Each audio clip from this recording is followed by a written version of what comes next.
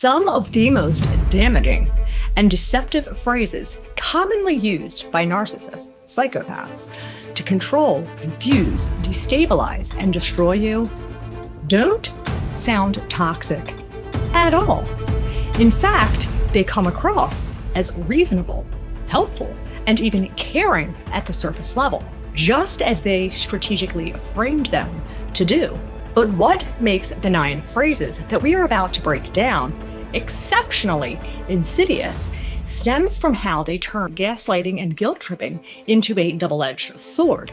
Not to gut you with, but to twist your reality, make you question your mind, your memory, your sanity, and shame you into silence.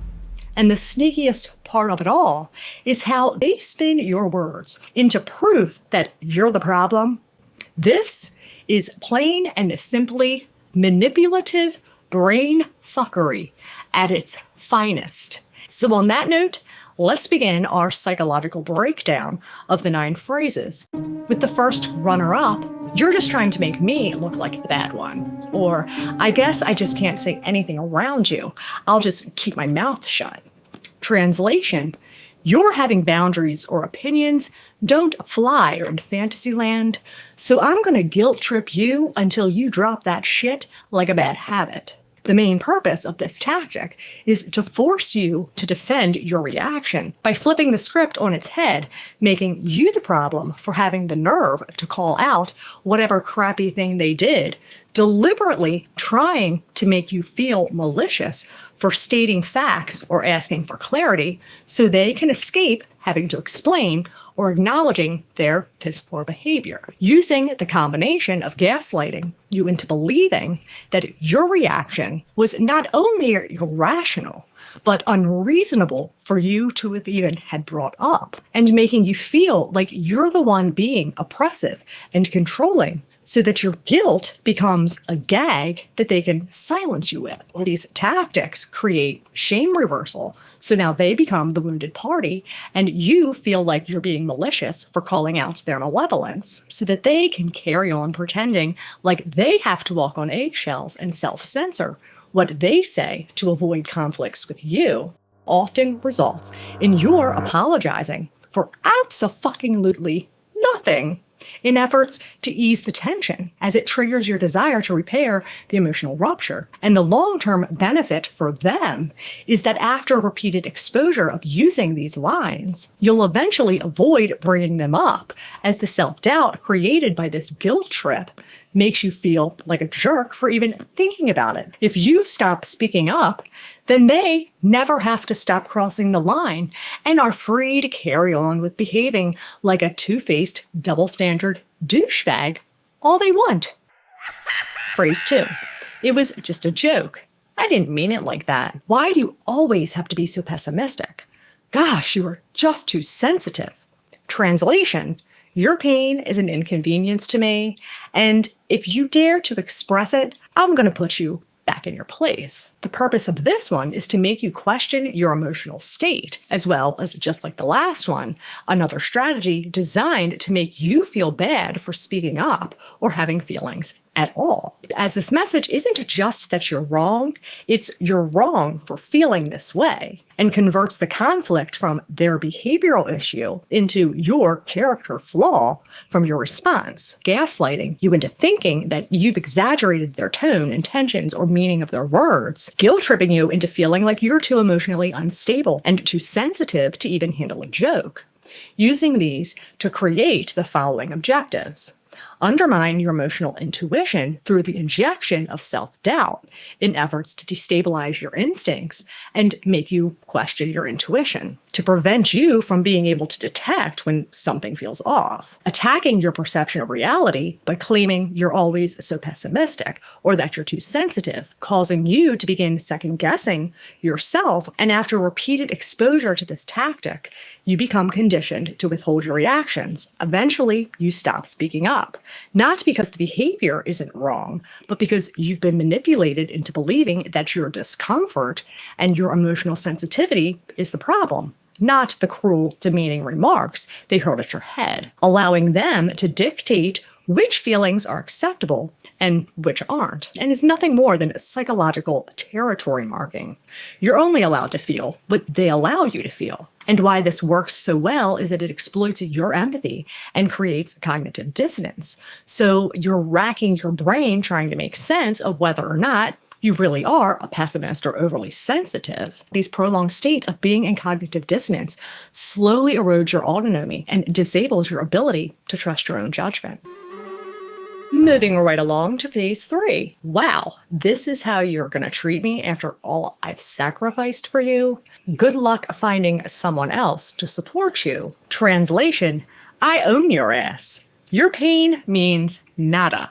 And you better check yourself and pay me the silence I'm owed, or you're going to be sorry. Using the combo of gaslighting you with implications of their being the one constantly giving to you, and guilt-tripping you into feeling like your needs or boundaries are a betrayal. The objectives here are to use emotional debt like a muzzle by turning their long past demonstrations of kindness and generosity as leverage to cancel out your current pain, dismiss your needs, recenter themselves as the victim, and or prevent you from trying to escape their torture hut. Using guilt as a form to silence you by equating your right to express pain with ingratitude and creating yet another emotional gag order. Weaponizing your moral compass by faking morality, framing themselves as being morally superior so that your hurt becomes and looks morally flawed.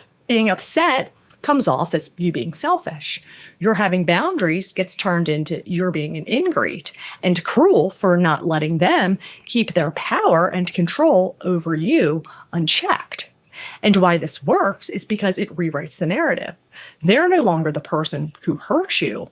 They're the martyr who gave you everything. And creating emotional confusion, making you feel guilty for hurting even when you're the one who's been hurt. And the end goal here is to erase your rights to feel hurt through emotional blackmail, turning your loyalty into a life sentence to prevent you from ever uttering a word that is even suggestive of their treating you worse than a toddler does, the goldfish they won at the carnival, as well as this manufactured justification to a debt that consists of more delusionally conjured up bullshit than anything they actually gave you, into a whip and a collar that they can use to keep you compliant, quiet, small, and contained so that they are free to hold this over your head for all eternity. The next runner-up, phrase number 4, you clearly don't trust me, or you have some serious trust issues. Can't you ever let anything go? Translation, you're clearly starting to see through my bullshit, so I'm going to create some dark clouds and a bunch of rain to re-blur the perspective to my likings. This is an accusation, as it's retroactive, said after you voiced concern to put you on the defensive and frame your clarity like a character flaw, as if your instincts are a betrayal, exploiting the concept of trust as a way to undermine your truth or to see them for what they are, combining the use of gaslighting so that they can sidestep your legitimate concerns by making you seem paranoid, with a nice touch of a guilt trip to make you feel as if your truth is a sign of your disloyalty. You're not right, you're damaged. You're not discerning, you're judgmental. You're not awake, you're paranoid. This creates trust flipping so that you start to feel like you're the bad one for noticing the red flags and seeing through the lies. In turn, shifts the focus away from their sketchy behaviors and turning them into trust issues on your part. Using guilt as a diversion by exploiting your desire to be good and fair so that they can dodge accountability.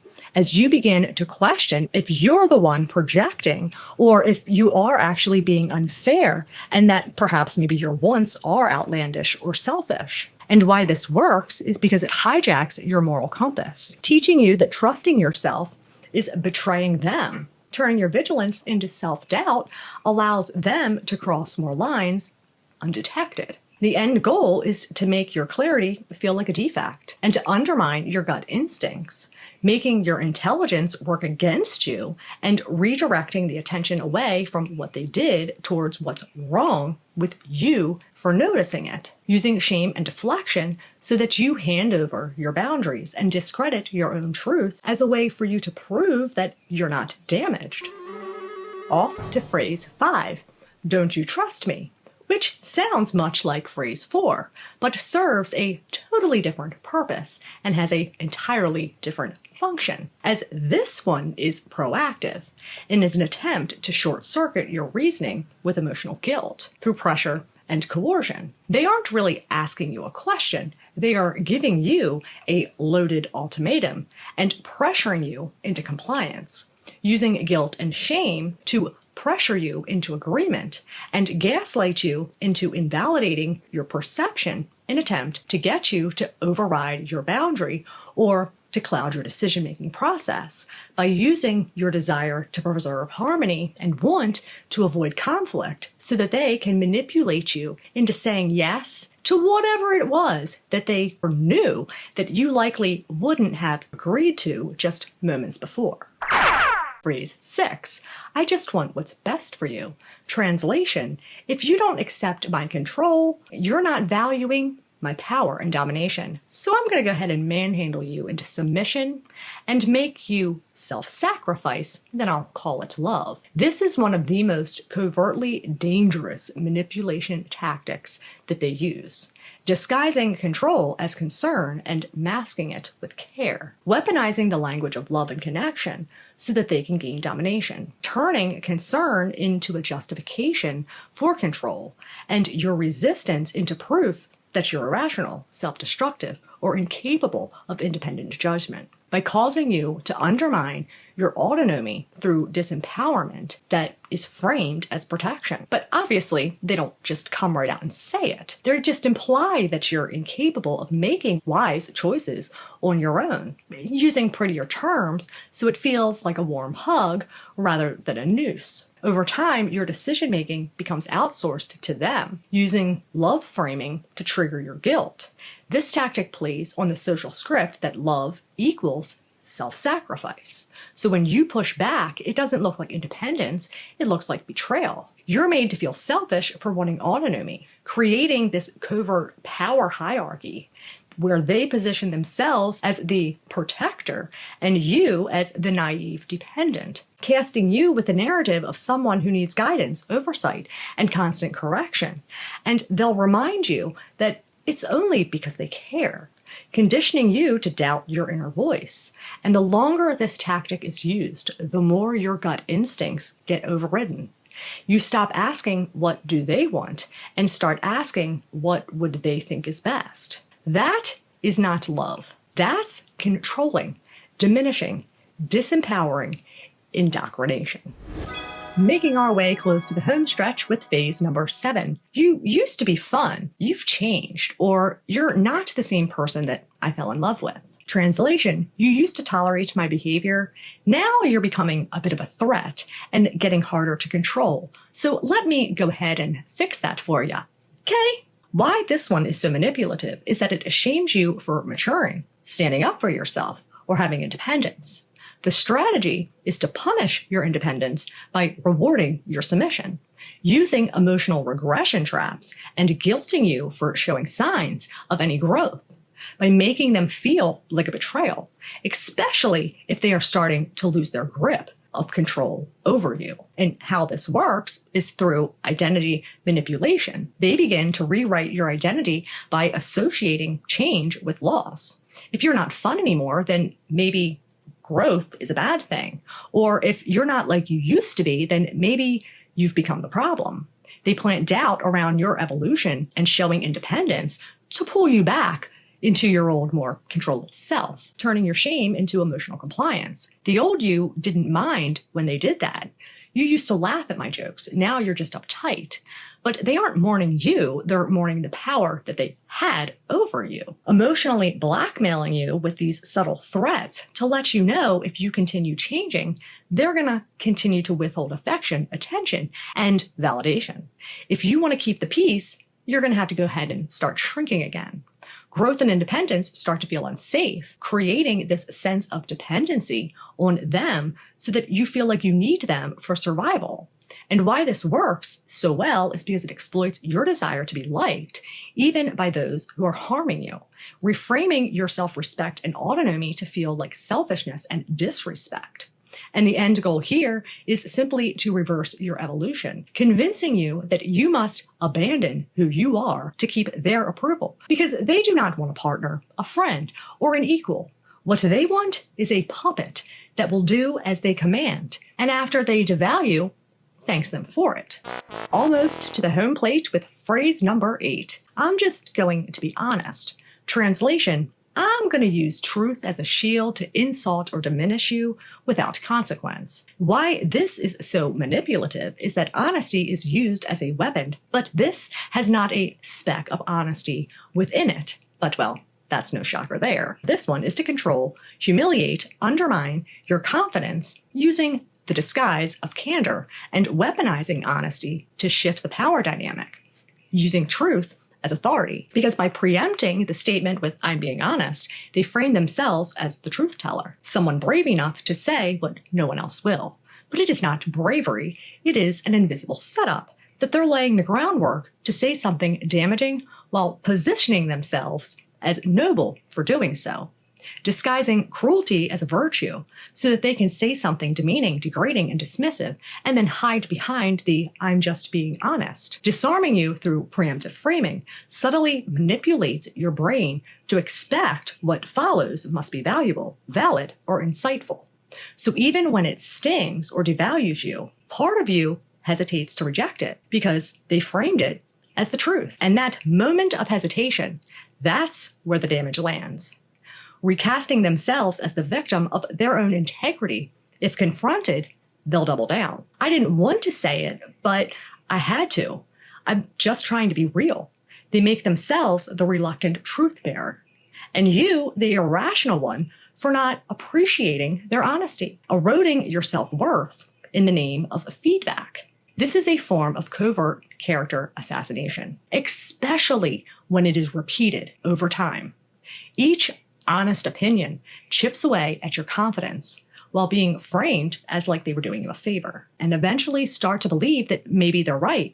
Maybe I do need to hear this, but really it is just a way of getting the message across that I plan to hurt you, and I fully expect to thank you for it because, well, let's not forget, I am, after all, holier and more almighty than God. And last but not least, phrase number 9. You are so lucky to have me, or you'd be nowhere without me. Translation: you owe me for staying, 'cause I am the only shot you got at love. This is one of the most soul-eroding forms of psychological warfare that narcissists and narcissistic psychopaths use. It is not just about control, it is about psychological isolation through the demolition of your self-worth and future vision, conditioning you to feel worthless by attacking your core identity, engineered to install this belief in your psyche that you're not lovable, you're not valuable, you're not enough. It's about creating a mental cage, one where you slowly begin to see yourself through their eyes, rewriting the narrative, not just who you are, but what you deserve.